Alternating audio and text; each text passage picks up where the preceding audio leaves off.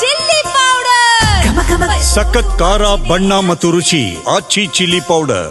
3 ರಾಜ್ಯಗಳ ಗಡಿಭಾಗ ಪ್ರದೇಶದಲ್ಲಿ ಅತಿ ದೊಡ್ಡ ದರೋಡೆ ನಡೆದಿದೆ ಅನ್ನುವಂತಹ ಗಂಭೀರ ಆರೋಪದ ಪ್ರಕರಣ ಬೆಳಕಿಗೆ ಬಂದಿತ್ತು. ಇದೀಗ ಪ್ರಕರಣಕ್ಕೆ ಸಂಬಂಧಪಟ್ಟಂತೆ ಗೋವಾ ಟು ಮಹಾರಾಷ್ಟ್ರಕ್ಕೆ ರದ್ದಾಗಿರುವಂತಹ 400 ಕೋಟಿ ಸಾಗಾಟ ಮಾಡಲಾಗಿದೆ ಅನ್ನೋ ಮಾತುಗಳು ಕೇಳಿಬರ್ತಾ ಇದೆ.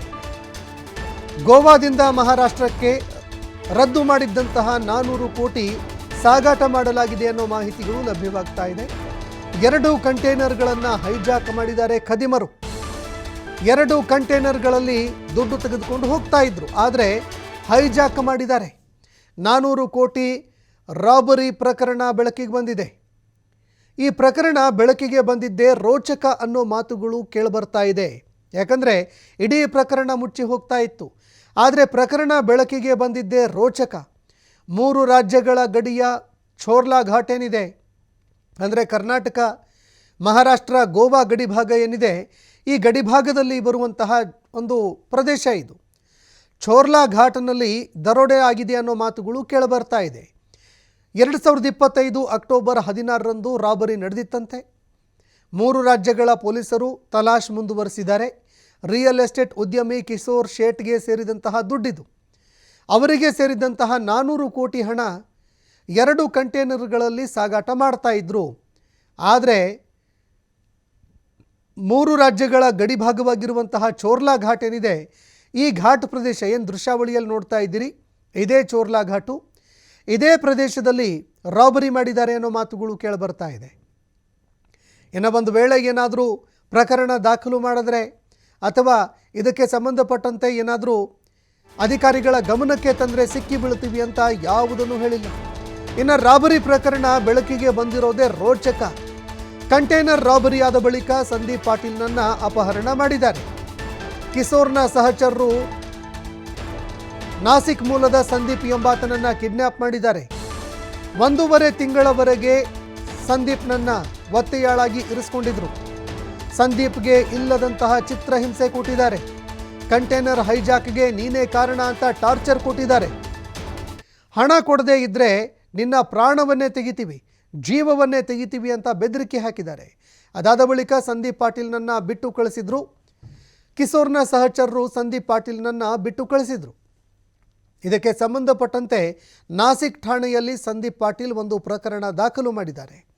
400 ಕೋಟಿ ಹಣದ ವಾಹನ ಅಪಹರಣ ಮಾಡಿರೋದು ಅವರು ಉಲ್ಲೇಖ ಮಾಡಿದ್ದಾರೆ.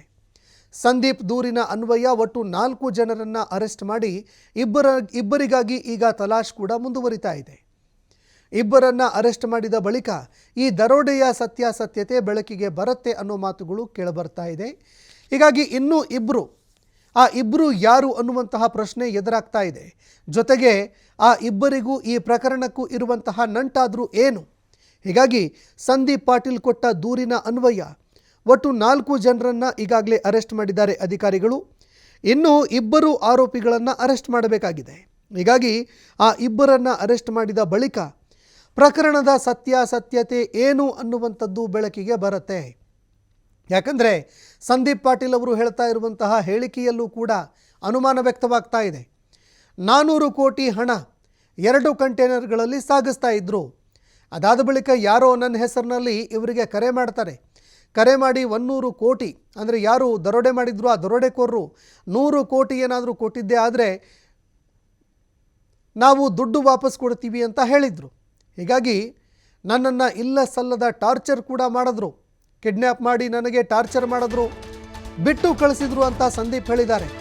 ಕಂಟೈನರ್ ಹೈಜಾಕ್ ಮಾಡಿದ ಬಳಿಕ ಆರೋಪಿಗಳು ಬೇಡಿಕೆ ಇಟ್ಟಿದ್ದಾರೆ. ಉದ್ಯಮಿ ಕಿಶೋರ್ಗೆ ಸಂದೀಪ್ ಅವರ ಹೆಸರಿನಲ್ಲಿ ಕರೆ ಮಾಡಿದ್ರಂತೆ. ಸಂದೀಪ್ ಹೆಸರಲ್ಲಿ ಕರೆ ಮಾಡಿ ದುಡ್ಡು ಕೊಡಿ ಅಂತ ಡಿಮ್ಯಾಂಡ್ ಇಟ್ಟಿದ್ದಾರೆ. ರದ್ದಾಗಿರುವಂತಹ 400 ಕೋಟಿ ಬೇಕಿದ್ರೆ ನನಗೆ 100 ಕೋಟಿ ಕೊಡಿ ಅಂತ ಕರೆ ಮಾಡಿದ್ರಂತೆ. ಈ ಹಿನ್ನೆಲೆಯಲ್ಲಿ ಕಿಶೋರ್ನ ಸಹಚರರು ಕಿಡ್ನ್ಯಾಪ್ ಕೂಡ ಮಾಡ್ತಾರೆ. ಸಂದೀಪ್ನನ್ನು ಕಿಡ್ನ್ಯಾಪ್ ಮಾಡಿ ಇಲ್ಲ ಸಲ್ಲದ ಚಿತ್ರಹಿಂಸೆ ಕೊಟ್ಟಿದ್ದಾರೆ. ಇನ್ನು ಮಹಾರಾಷ್ಟ್ರದ 2 ಪೊಲೀಸರು ಕೂಡ ಬೆದರಿಕೆ ಹಾಕಿದ್ದಾರೆ ಅನ್ನೋ ಆರೋಪ ದೂರುದಾರ ಸಂದೀಪ್ ಪಾಟೀಲ್ ಅವರು ಮಾಡಿದ್ದಾರೆ. ಒಂದು ವಿಡಿಯೋ ಮೂಲಕವಾಗಿ ಸಂದೀಪ್ ಪಾಟೀಲ್ ಅವರು ಮಾತನಾಡಿದ್ದಾರೆ. ಇಲ್ಲ ಸಲ್ಲದ ಆರೋಪಗಳನ್ನು ಕೂಡ ಅವರು ಕೂಡ ಮಾಡಿದ್ದಾರೆ. 2 ಮಹಾರಾಷ್ಟ್ರ ಪೊಲೀಸರು ಕೂಡ ಕರೆ ಮಾಡಿದ್ರು, ಬೆದರಿಕೆ ಹಾಕಿದ್ರು ಅಂತ ಸಂದೀಪ್ ಹೇಳಿದ್ದಾರೆ. ಮತ್ತೊಂದೆಡೆ 400 ಕೋಟಿ ದರೋಡೆ ವಿಚಾರವನ್ನು ಅವರು ಬಯಲಿಗೆಳೆದಿದ್ದಾರೆ. ಆದರೆ ಈಗ ಸಂದೀಪ್ ಪಾಟೀಲ್ ಅವರ ಹೇಳಿಕೆ ಬಗ್ಗೆಯೂ ಕೂಡ ಅನುಮಾನ ವ್ಯಕ್ತವಾಗ್ತಾ ಇದೆ. ಯಾಕಂದರೆ ಸಂದೀಪ್ ಪಾಟೀಲ್ ಅವರು ಹೇಳಿರುವಂಥದ್ರಲ್ಲಿ ಸತ್ಯಾಸತ್ಯತೆ ಎಷ್ಟಿದೆ ಈ ಪ್ರಶ್ನೆ ಕೂಡ ಇಲ್ಲಿ ಎದುರಾಗುತ್ತೆ. 400 ಕೋಟಿ ಹಣ ಅಂತಂದರೆ ಸಂದೀಪ್ ಪಾಟೀಲ್ ಅವರನ್ನು ಬಿಟ್ಟು ಕಳಿಸಿದ್ದಾದರೂ ಹೇಗೆ, ಅವರನ್ನು ಯಾಕೆ ಬಿಟ್ಟು ಕಳಿಸಿದ್ರು ಅನ್ನುವಂತಹ ಪ್ರಶ್ನೆ ಕೂಡ ಇಲ್ಲಿ ಎದುರಾಗುತ್ತೆ. ಬಿಟ್ಟು ಕಳಿಸಿದ ನಂತರ ಸಂದೀಪ್ ಪಾಟೀಲ್ ಅವರು ಈ ಬಗ್ಗೆ ಆರೋಪ ಮಾಡ್ತಾರೆ 100 ಕೋಟಿ ಕೇಳಿದ್ರು ಅಂತ. ದರೋಡೆಕೋರರು 100 ಕೋಟಿ ಕೇಳೋದಕ್ಕೆ ಅವ್ರಿಗೆ ಯಾಕೆ ಫೋನ್ ಮಾಡ್ತಾರೆ ಅನ್ನೋ ಪ್ರಶ್ನೆ ಕೂಡ ಇಲ್ಲಿ ಎದುರಾಗುತ್ತೆ. ಇದಿಷ್ಟು ಒಂದು ಕಡೆ ಆದರೆ 400 ಕೋಟಿ ದರೋಡೆ ಮಾಡಿದ್ದೇ ಆದರೆ ಆ ದುಡ್ಡು ಹೋಗಿದ್ದಾದರೂ ಎಲ್ಲಿಗೆ, ಈ ಪ್ರಶ್ನೆ ಕೂಡ ಇಲ್ಲಿ ಎದುರಾಗುತ್ತೆ. ಈಗಾಗಲೇ 4 ಜನ ಆರೋಪಿಗಳನ್ನು ಅರೆಸ್ಟ್ ಮಾಡಿದ್ದಾರೆ. ಆ 4 ಜನರನ್ನು ಕೂಡ ವಿಚಾರಣೆಗೆ ಒಳಪಡಿಸಲಾಗ್ತಾ ಇದೆ. ಅವರು ಕೊಟ್ಟಂತಹ ಸ್ಟೇಟ್ಮೆಂಟ್ ಮೇಲೆ ಇನ್ನೂ ಉಳಿದ 2 ಆರೋಪಿಗಳು ಸಿಕ್ಕಾದ ಬಳಿಕ ಇದಕ್ಕೆ ಸಂಪೂರ್ಣವಾಗಿ ಒಂದು ಕ್ಲೈಮ್ಯಾಕ್ಸ್ ಕೂಡ ಸಿಗೋ ಸಾಧ್ಯತೆ ಇದೆ.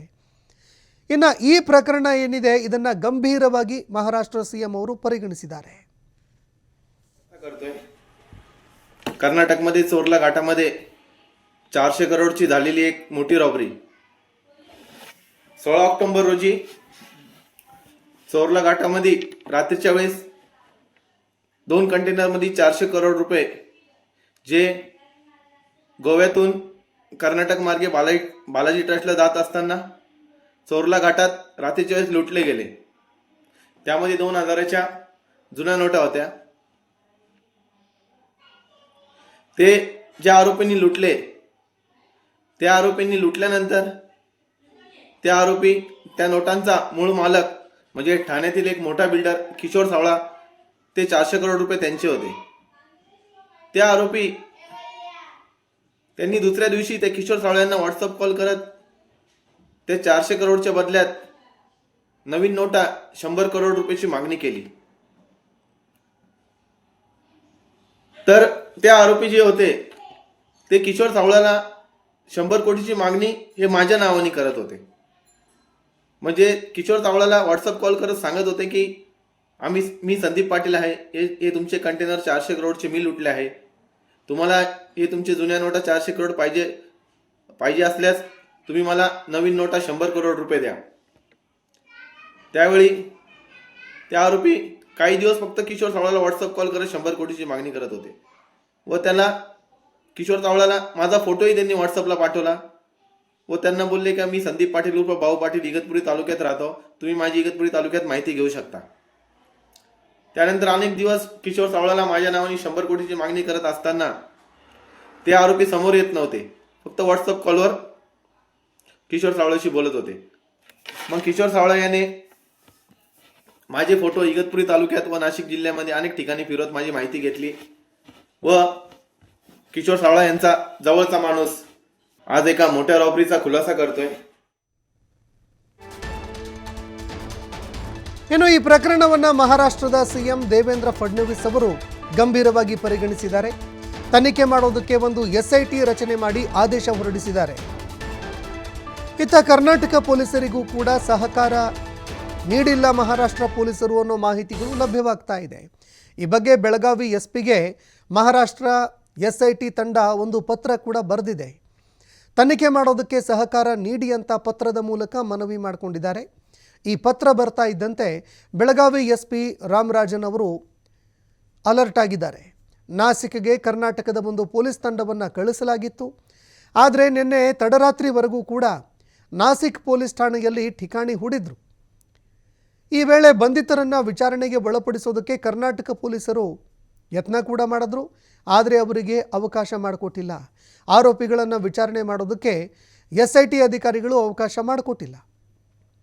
ಇನ್ನು ನಿಜವಾಗ್ಲೂ ರದ್ದಾಗಿರುವಂತಹ 400 ಕೋಟಿ ರಾಬರಿ ಆಗಿದೆಯಾ, ಅಂದರೆ ಬ್ಯಾನ್ ಆಗಿರುವಂತಹ ನೋಟ್ಗಳು 400 ಕೋಟಿ ರಾಬರಿ ಮಾಡಲಾಗಿದೆಯಾ? ದೂರುದಾರ ಸಂದೀಪ್ ಪಾಟೀಲ್ ಹೇಳಿಕೆಯಲ್ಲಿ ಸತ್ಯಾಂಶ ಇದೆಯಾ ಅಂತಲೂ ಕೂಡ ಅಧಿಕಾರಿಗಳು ತನಿಖೆ ಮಾಡ್ತಾ ಇದ್ದಾರೆ. ಈ ಬಗ್ಗೆ ಮತ್ತಷ್ಟು ಮಾಹಿತಿ ಕೊಡ್ತಾರೆ ಪ್ರತಿನಿಧಿ ಶ್ರೀಧರ್ ಕೋಟಾರಗಸ್ತಿ ಫೋನ್ ಸಂಪರ್ಕದಲ್ಲಿ ಜಾಯ್ನ್ ಆಗಿದ್ದಾರೆ. ಶ್ರೀಧರ್, ಈ ಪ್ರಕರಣಕ್ಕೆ ಸಂಬಂಧಪಟ್ಟಂತೆ ತನಿಖೆ ಮುಂದುವರಿತಾ ಇದೆ, SIT ರಚನೆಯಾಗಿದೆ, ಯಾವ ರೀತಿ ತನಿಖೆ ನಡೀತಾ ಇದೆ, ಎಲ್ಲಿಗೆ ಬಂತು, ಈ ಬಗ್ಗೆ ಮತ್ತಷ್ಟು ಮಾಹಿತಿ ಕೊಡೋದಾದ್ರೆ? ಸಂತೋಷ್, ಏನು 3 ರಾಜ್ಯಗಳ ಗಡಿಯಲ್ಲಿ 400 ಕೋಟಿ ರೂಪಾಯಿ ಅಮಾನ್ಯ ಆಗಿರ್ತಕ್ಕಂಥ ಕಂಟೈನರ್ ಏನು ರಾಬರಿ ಪ್ರಕರಣ ಇದೆ. ಆ ಪ್ರಕರಣ ಈಗ ಕರ್ನಾಟಕ, ಮಹಾರಾಷ್ಟ್ರ ಮತ್ತು ಗೋವಾ ರಾಜ್ಯದ ಸಂಚಲನ ಸೃಷ್ಟಿಸಿದೆ ಅಂತ ಹೇಳ್ಬೋದು. ಪ್ರಮುಖವಾಗಿ ಏನು ಕಿಡ್ನಾಪ್ ಆಗಿರ್ತಕ್ಕಂಥ ಒಂದು ಪ್ರಕರಣ ಏನಿದೆ, ಆ ಪ್ರಕರಣದಿಂದ ಈ ಒಂದು 400 ಕೋಟಿ ರಾಬರಿ ಪ್ರಕರಣ ಬೆಳಕಿಗೆ ಬಂದಿದೆ.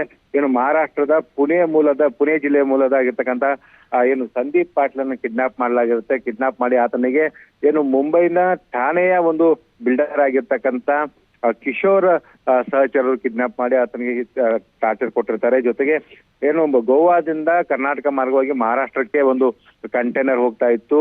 ಆ ಕಂಟೈನರ್ 2 ಕಂಟೈನರ್ ಹೋಗ್ತಾ ಇದ್ದು. 2 ಕಂಟೈನರ್ನಲ್ಲಿ ಏನು ಅಮಾನ್ಯಗೊಂಡಿರ್ತಕ್ಕಂಥ 2,000 ನೋಟ್ನ 400 ಕೋಟಿ ರೂಪಾಯಿ ಹಣವನ್ನ ಅದರಲ್ಲಿತ್ತು. ಆ ಒಂದು ಹಣ ಏನಿದೆ ಚೋರ್ಲಾ ಘಾಟ್ನಲ್ಲಿ ಏನು ರಾಬರಿ ಆಗಿರ್ತಕ್ಕಂಥದ್ದು.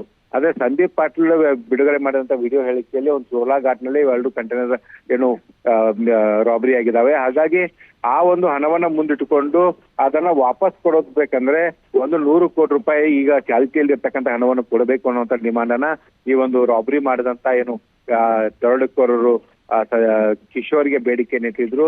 ಹಾಗಾಗಿ ವಾಟ್ಸಪ್ ಕರೆ ಮಾಡಿ ಆತನಿಗೆ ನಿರಂತರವಾಗಿ ಬೇಡಿಕೆ ಇಟ್ಟ ಹಿನ್ನೆಲೆಯಲ್ಲಿ ಸಂದೀಪ್ ಪಾಟೀಲನ್ನ ಕಿಶೋರ್ ಸಹಚರರು ಕಿಡ್ನಾಪ್ ಮಾಡಿ ಚಿತ್ರಹಿಂಸೆ ಕೊಟ್ಟಿದ್ದಾರೆ ಅನ್ನುವಂತ ಒಂದು ಅಂಶವನ್ನು ಕೂಡ ಆತ ಉಲ್ಲೇಖಿಸಿದ್ದಾನೆ. ಜೊತೆಗೆ ಮಹಾರಾಷ್ಟ್ರದ 2 ಪೊಲೀಸ್ ಅಧಿಕಾರಿಗಳು ಕೂಡ ಏನು ಈ ವಿಚಾರವಾಗಿ ಸಂದೀಪ್ ಪಾಟೀಲ್ಗೆ ಬೆದರಿಕೆ ಹಾಕಿರ್ತಕ್ಕಂಥದ್ದು. ಜೊತೆಗೆ ಆ ವಿಚಾರವನ್ನು ಕೂಡ ಆತ ತನ್ನ ಹೇಳಿಕೆಯಲ್ಲಿ ಹೇಳಿರ್ತಕ್ಕಂಥದ್ದು.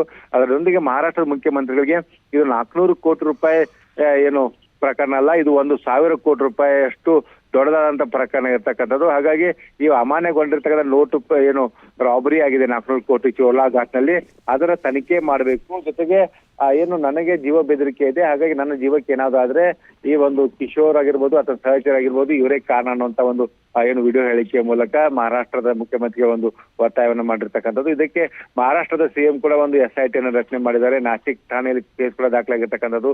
ಈಗಾಗಲೇ ಕಿಡ್ನಾಪ್ ಪ್ರಕರಣ ಸಂಬಂಧಪಟ್ಟಂತೆ ಆ ಕೆಲ ಆರೋಪಿಗಳನ್ನ ಅರೆಸ್ಟ್ ಮಾಡಿ ಈಗ ಪೊಲೀಸರು ವಿಚಾರಣೆಯನ್ನು ಕೂಡ ನಡೆಸ್ತಾ ಇದ್ದಾರೆ ಮಹಾರಾಷ್ಟ್ರ ಪೊಲೀಸರು.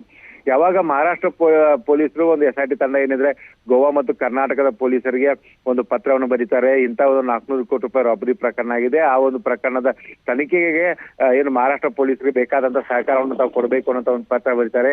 ಈ ಪತ್ರ ಬರೆದ ಬೆನ್ನಲ್ಲೇ ಬೆಳಗಾವಿ SP ರಾಮರಾಜನ್ ಏನಿದ್ದಾರೆ DYSP ನೇತೃತ್ವದ ಒಂದು ತಂಡವನ್ನು ರಚನೆ ಮಾಡ್ತಾರೆ. ಅದರಲ್ಲಿ ಒಂದು ತಂಡ ಏನಂದ್ರೆ ಈಗಾಗಲೇ ಏನು ಮಹಾರಾಷ್ಟ್ರದ ನಾಸಿಕ್ ಹೋಗಿರ್ತಕ್ಕಂಥದ್ದು.